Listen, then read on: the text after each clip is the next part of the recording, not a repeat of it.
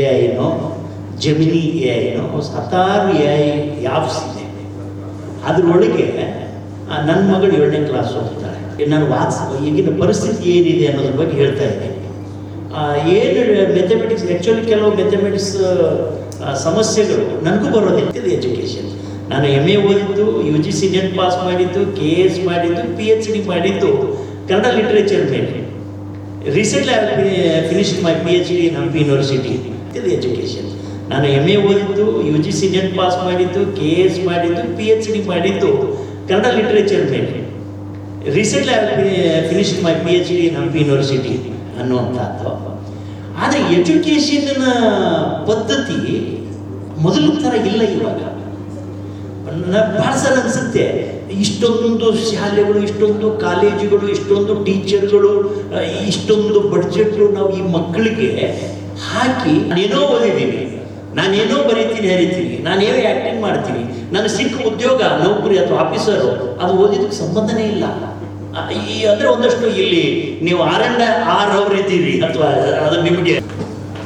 ಇವತ್ತು ಒಂದು ವಿಶೇಷವಾದ ಸಂದರ್ಭ ಏನು ಅಂತಂದರೆ, ಒಂದು ಹೊಸ AI ಟ್ಯುಟೋರ್ಸ್ ಪಾರ್ಟ್ 2 ಸಕ್ಸಸ್ ಅಂತ ಒಂದು ಹೊಸ ಆ್ಯಪ್ ಬಿಡುಗಡೆ ಆಗ್ತಾಯಿದೆ ಶಿಕ್ಷಣಕ್ಕೆ ಸಂಬಂಧಪಟ್ಟಂಗೆ. AI ಟ್ಯುಟೋರ್ಸ್ ಸಂಸ್ಥೆಯ ಪದಾಧಿಕಾರಿಗಳು ಎಲ್ಲರೂ ಅದ್ರ ಬಗ್ಗೆ ಸಾಕಷ್ಟು ವಿಷಯಗಳನ್ನು ಹೇಳಿದರು. ಎಜುಕೇಷನ್ ಅಂತಕ್ಕಂಥದ್ದು ತಮಗೆಲ್ಲ ಗೊತ್ತಿದೆ, ಅದು ಮೂಲಭೂತವಾದಂಥ ಹಕ್ಕು ಸಂವಿಧಾನಬದ್ಧವಾಗಿ. ಅಂಬೇಡ್ಕರ್ ಅವ್ರ ಮಾತಲ್ಲಿ ಹೇಳೋದಾದರೆ ಶಿಕ್ಷಣ, ಸಂಘಟನೆ, ಹೋರಾಟ ಅನ್ನುವಂಥದ್ದು it's a fundamental right for everybody. ಶಿಕ್ಷಣ ಇಲ್ಲ ಅಂದರೆ ಸಂಸ್ಕಾರ ಇಲ್ಲ, ಸಂಸ್ಕಾರ ಇಲ್ಲ ಅಂದರೆ ಇಲ್ಲ ಅನ್ನುವ ಮಟ್ಟಕ್ಕೆ ನಾವೆಲ್ಲ ಇದೆ.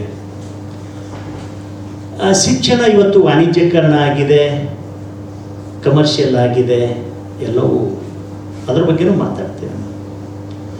ಆದರೆ ಗ್ರಾಮೀಣ ಮಟ್ಟದ ವಿದ್ಯಾರ್ಥಿಗಳಿಗೆ AI ತಂತ್ರಜ್ಞಾನದ ಮೂಲಕ ನಾವು ಶಿಕ್ಷಣ ಕೊಡೋಕ್ಕೆ ಸಾಧ್ಯ ಆಗೋದಾದರೆ ಶಿಕ್ಷಣದಲ್ಲಿ ಇನ್ನೊಂದಷ್ಟು ದೂರ ಹೋಗ್ಲಿಕ್ಕೆ ಸಾಧ್ಯ ಇದೆ ಅನ್ನುವ ದೂರದೃಷ್ಟಿ ಇಟ್ಕೊಂಡು ಈ ಸಂಸ್ಥೆಯವರು AI ಟ್ಯುಟೋರ್ಸ್ ಅನ್ನುವಂಥ ಒಂದು ಆ್ಯಪ್ನ ಕ್ರಿಯೇಟ್ ಮಾಡಿದ್ದಾರೆ, ರಚನೆ ಮಾಡಿದ್ದಾರೆ.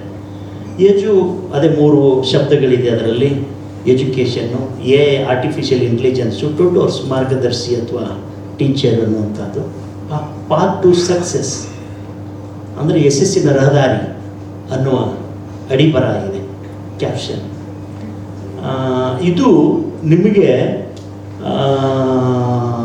AI ಅನ್ನುವಂಥದ್ದು ಇವತ್ತು ಜಗತ್ತು ಆಳ್ತಾ ಇದೆ ಅನ್ನುವಂಥದ್ದು, ಅಥವಾ ಮುಂದಿನ 25 ವರ್ಷಗಳಲ್ಲಿ ಹೆಚ್ಚು ಕಮ್ಮಿ 50% ಹ್ಯೂಮ್ಯಾನ್ ರಿಸೋರ್ಸ್ ಮೈನಸ್ ಆಗುತ್ತೆ, ಕಮ್ಮಿ ಆಗುತ್ತೆ, ಅದರ ಜಾಗದಲ್ಲಿ AI ಇರ್ತದೆ ಅನ್ನುವಂಥ ಒಂದು ಅಂದಾಜು ಇದೆ.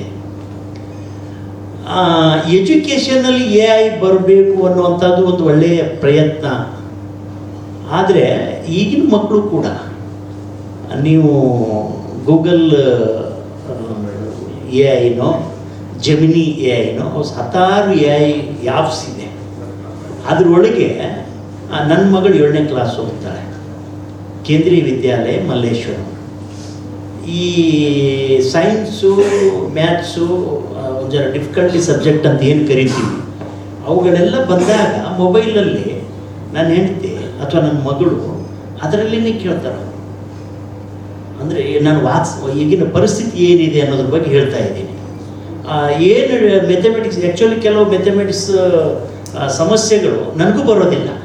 ನಾನು KS ಮಾಡಿದ್ದೀನಿ, MA ಮಾಡಿದ್ದೀನಿ, PhD ಮಾಡಿದ್ದೀನಿ. ಆದರೆ ಎಲ್ಲರೂ ಸರ್ವಜ್ಞರಾಗಿರ್ಲಿಕ್ಕೆ ಆಗೋದಿಲ್ಲ. ಸರ್ವಜ್ಞನೆಂಬುವನು ಗರ್ವದಿಂದ ಆಗವನೇ, ಸರ್ವರೊಳೊಂದು ನುಡಿ ಕೇಳಿ ವಿದ್ಯಾ ಪರ್ವತಿ ಆದ ಅನ್ನುವಂಥದ್ದು. ಅಥವಾ ನನ್ನ ಎಜುಕೇಷನ್ನು, ನಂದು ಸಾಹಿತ್ಯದ ಎಜುಕೇಷನ್. ನಾನು MA ಓದಿದ್ದು, UGC ನೆಟ್ ಪಾಸ್ ಮಾಡಿದ್ದು, KS ಮಾಡಿದ್ದು, PhD ಮಾಡಿದ್ದು ಕನ್ನಡ ಲಿಟ್ರೇಚರ್ ಮೇಲೆ. Recently I finished my PhD in Hampi university on Kannada ವಚನ ಫಿಲಾಸಫಿ ಫಾರ್ ಯಾರು ದಾವೂದ್ ಅವರಿಗೆ. ಸೊ ನಾನು ಯಾಕೆ ಹೇಳಬೇಕಾಗಿದೆ ಅಂತಂದರೆ, ಭಾಳ ಸಾರಿ ಅನಿಸುತ್ತೆ ನಮ್ಮ ಬಡ್ಜೆಟ್ಟಿನ 25% ನಾವು ಎಜುಕೇಷನ್ ಮೇಲೆ 25 ಎಲ್ಲ ಸ್ವಲ್ಪ ಕಮ್ಮಿ ಇದೆ, 17-18% ಇದೆ, ಎಜುಕೇಷನ್ ಮೇಲೇ ಹಾಕ್ತಾ ಇದ್ದೀವಿ ಅನ್ನುವಂಥದ್ದು. ಆದರೆ ಎಜುಕೇಷನ್ನ ಪದ್ಧತಿ ಮೊದಲಿನ ಥರ ಇಲ್ಲ ಇವಾಗ. ಭಾಳ ಸಲ ಅನಿಸುತ್ತೆ, ಇಷ್ಟೊಂದು ಶಾಲೆಗಳು, ಇಷ್ಟೊಂದು ಕಾಲೇಜುಗಳು, ಇಷ್ಟೊಂದು ಟೀಚರ್ಗಳು, ಇಷ್ಟೊಂದು ಬಡ್ಜೆಟ್ಟು ನಾವು ಈ ಮಕ್ಕಳಿಗೆ ಹಾಕಿ ಓದುವ ಅನಿವಾರ್ಯತೆ ಮುಂದಿನ ಫ್ಯೂಚರಲ್ಲಿ ಇದೆಯಾ ಅಂತ ಅದನ್ನು ತಿಳ್ಕೊಬೇಕು ನಾವು. ನೋಡ್ರಿ, ನಾನು ನನ್ನ ಹಳ್ಳಿಯಲ್ಲಿ ಓದಿದ ಎಜುಕೇಷನ್ನು ನನಗೆ ಕೆಳಗಡೆ ಹಾಕೊಂಡು ಚೊಣ್ಣಿನೇ ಇರಲಿಲ್ಲ, ದೊಡ್ಡಂಗಿ ಹಾಕೊಂಡು ನನ್ನ ಎಜುಕೇಷನ್ ಆಗಿದ್ದು. ಇವತ್ತು ಈಗಿನ AI ಬೇಸ್ಡ್ ಎಜುಕೇಷನ್ನಲ್ಲಿ ಆ್ಯಪ್ನಲ್ಲಿ ನಾವು ಏನೇನೋ ತುಂಬಿ ಕಲಿಸ್ತಾ ಇದ್ದೀವಿ. ಬಟ್ ನಾನು ಓದಿದ್ದಕ್ಕೂ ನಾನು ಮಾಡೋ ಕೆಲಸಕ್ಕೂ ಸಂಬಂಧನೇ ಇಲ್ಲ. ಅದನ್ನು ಹೇಳ್ಬಿಡ್ತೀನಿ ನಿಮಗೆ. ನಾನೇನೋ ಓದಿದ್ದೀನಿ, ನಾನೇನೋ ಬರೀತೀನಿ, ಹರಿತೀನಿ, ನಾನೇನೋ ಆ್ಯಕ್ಟಿಂಗ್ ಮಾಡ್ತೀನಿ, ನನಗೆ ಸಿಕ್ಕ ಉದ್ಯೋಗ, ನೌಕರಿ ಅಥವಾ ಆಫೀಸರು ಅದು ಓದಿದ್ದಕ್ಕೆ ಸಂಬಂಧನೇ ಇಲ್ಲ. ಅಂದರೆ ಒಂದಷ್ಟು ಇಲ್ಲಿ ನೀವು R&R ಅವರಿದ್ದೀರಿ, ಅಥವಾ ಅದು ನಿಮಗೆ ಒಂದಷ್ಟು ಈ ನಮ್ಮ ಇಂಡಿಯನ್ ಎಜುಕೇಷನ್ ಸಿಸ್ಟಮ್ ಗೊಂದಲಗಳು ನಿಮಗೆ ಗೊತ್ತಾಗಲಿ ಅನ್ನೋ ಕಾರಣಕ್ಕಾಗಿ ಹೇಳ್ತಾರೆ. ಅಂದರೆ ಫ್ಯೂಚರ್ ನೀವು ಅಪ್ಡೇಟ್ ಆಗಲಿ ಅನ್ನೋ ಒಂದು ಕಾರಣಕ್ಕಾಗಿ ಒಂದಷ್ಟು ಪ್ರಶ್ನೆಗಳನ್ನು ನಿಮ್ಮ ಮುಂದೆ ಇಡ್ತಾ ಇದ್ದೀನಿ. ಅಂದರೆ ಈ ಕಾರಣಕ್ಕಾಗಿ, ಅಂದರೆ ಓದುವ ವಿದ್ಯೆಗೂ ಮಾಡುವ ಕೆಲಸಕ್ಕೂ ಮತ್ತೆ ಹೆಚ್ಚಿನ ವಿಡಿಯೋಗಳಿಗೆ ಪ್ರತಿಧ್ವನಿ ಯೂಟ್ಯೂಬ್ ಚಾನೆಲ್ ಸಬ್ಸ್ಕ್ರೈಬ್ ಮಾಡಿ, ಬೆಲ್ ಐಕಾನ್ ಕ್ಲಿಕ್ ಮಾಡಿ.